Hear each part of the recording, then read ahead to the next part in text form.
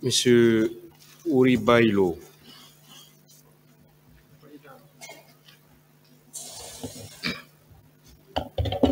Vous voulez parler dans quelle langue, s'il vous plaît? Français, Monsieur le Président.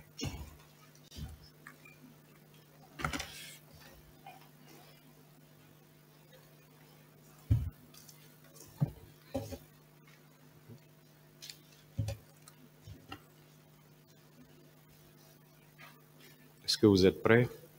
Oui, Monsieur le Président.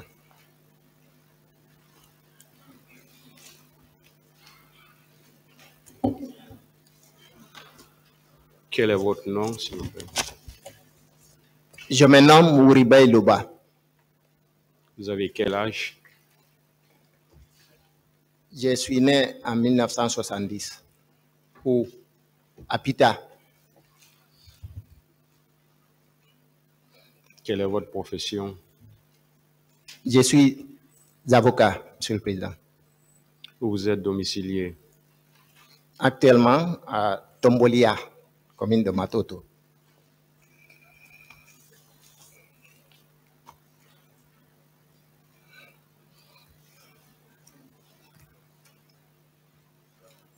Alors, dites au tribunal ce que vous savez dans cette affaire. Merci, Monsieur le Président, honorables assesseurs. Permettez-moi, avant toute chose, d'envoyer une pensée très pieuse, mais très forte, à toutes les victimes,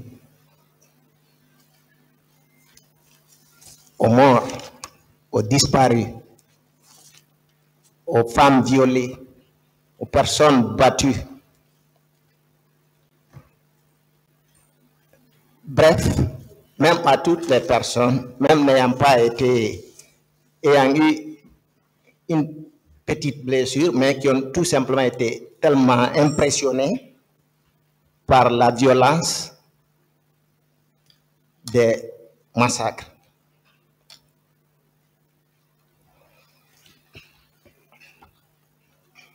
Ainsi, moi je suis partie civile parce que j'ai perdu lors de ces événements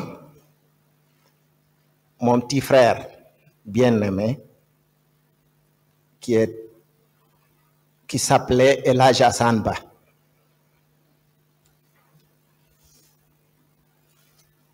Ce jour du 28 septembre,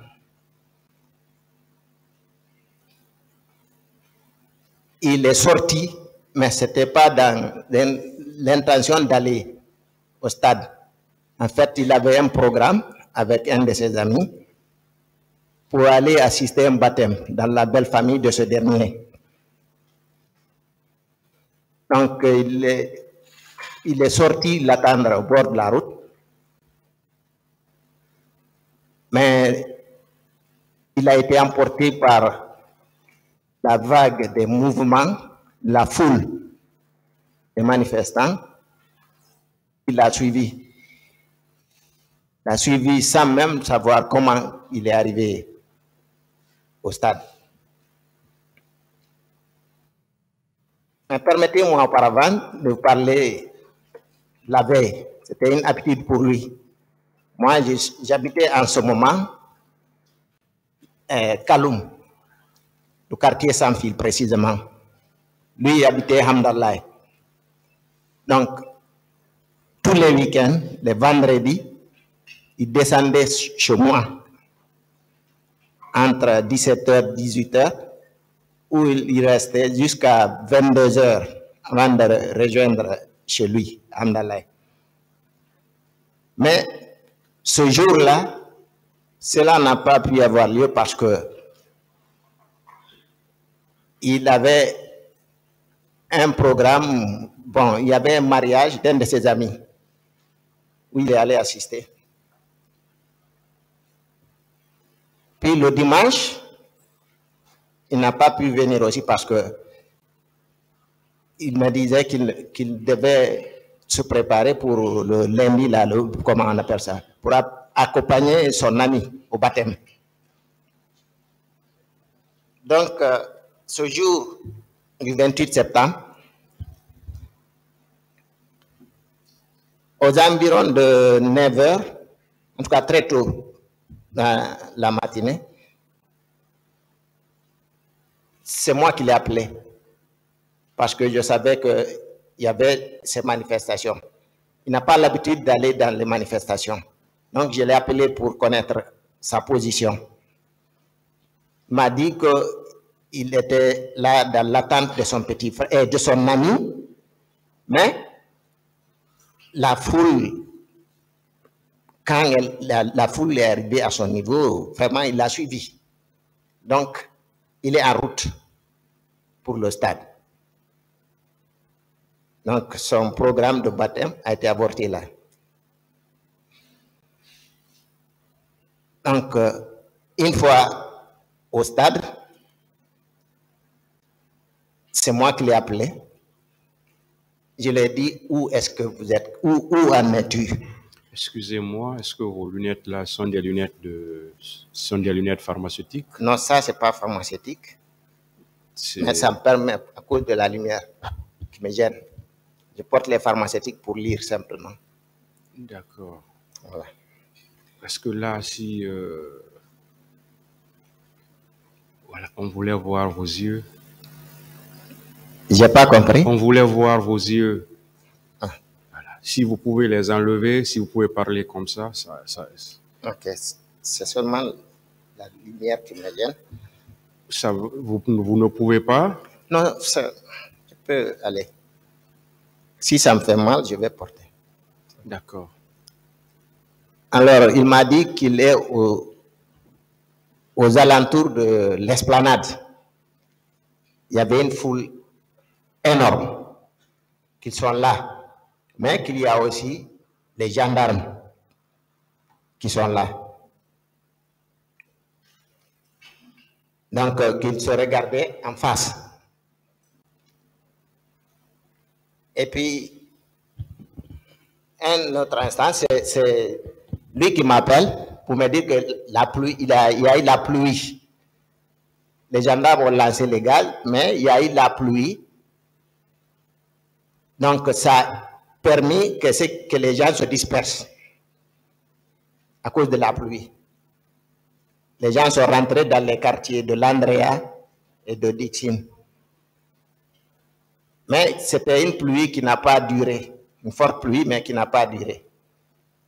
Donc, ça s'est arrêté. Et puis, les gens sont revenus encore à leur place. Et là, c'est lui qui m'a informé aussi que les gendarmes ont tiré des gaz. Et là, il y a eu les premiers morts. Deux personnes sont tombées sur l'esplanade. Et lui, il l'a vu personnellement. 2 personnes sont tombées. Ça, c'était en présence, m'a-t-il dit, de colonel Tcheboro. Était présent avec ces hommes. Après, il m'a dit que les tractations se sont poursuivies, ont eu lieu avec les leaders.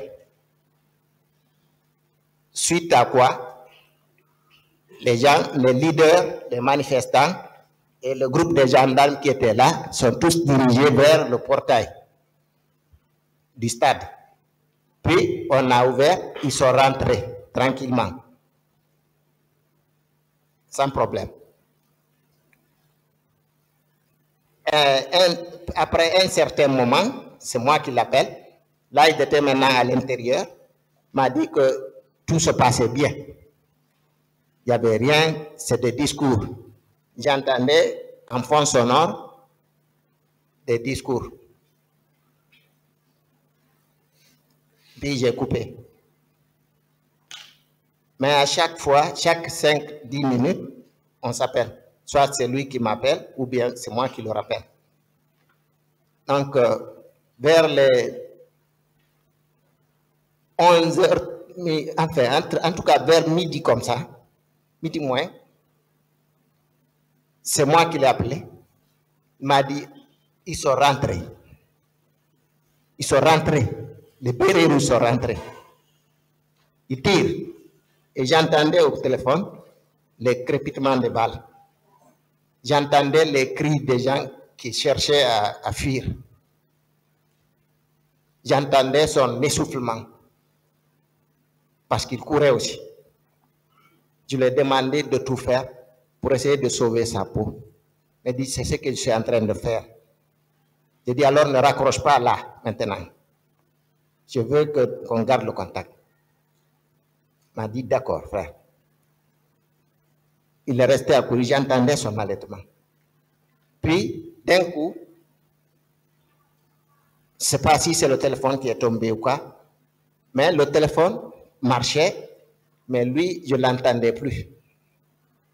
J'entendais plus sa voix.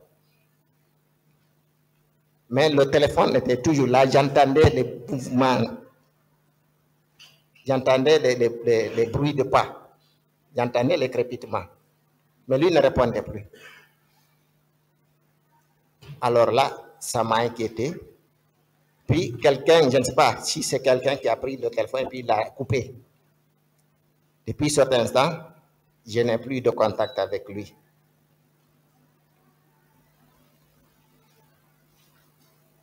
Alors, d'où l'inquiétude. Vers 12 heures, je mets la télé sur France 24. Je vois en bande passante massacre au stade du 26 septembre. Bilan provisoire, 10 morts en bande passante. D'où l'inquiétude croissante. Je n'avais plus de contact avec lui. Je n'avais aucune nouvelle de lui. Mes autres sœurs et frères, tout le monde cherchait à m'appeler pour savoir si je n'ai pas de nouvelles. Les amis, bref, tout le monde, tous ceux qui le connaissent. À 13 heures, certains de mes amis ont dit, bah, écoute, ils ont commencé à transporter certains blessés aux urgences, notamment à Donka et à Ignace-Dine. Immédiatement, je me suis transporté d'abord à Ignace-Dine, aux urgences, où on a fouillé partout, mais là, on ne l'a pas trouvé. À 14 heures, on s'est transporté en compagnie de ma femme et 2 de mes grandes sœurs à l'hôpital Donka. Et là, j'ai été témoin de certaines scènes. J'ai vu arriver certains corps. On a débarqué les ambulances. J'ai vu certains blessés aussi qu'on a débarqué, même dans certains Mabana. Mais les urgences étaient tellement pleines, il y avait tellement une cacophonie que ce n'était pas possible. On ne pouvait rien comprendre. Mais j'ai vu aussi du sang humain couler comme si on était dans une boucherie.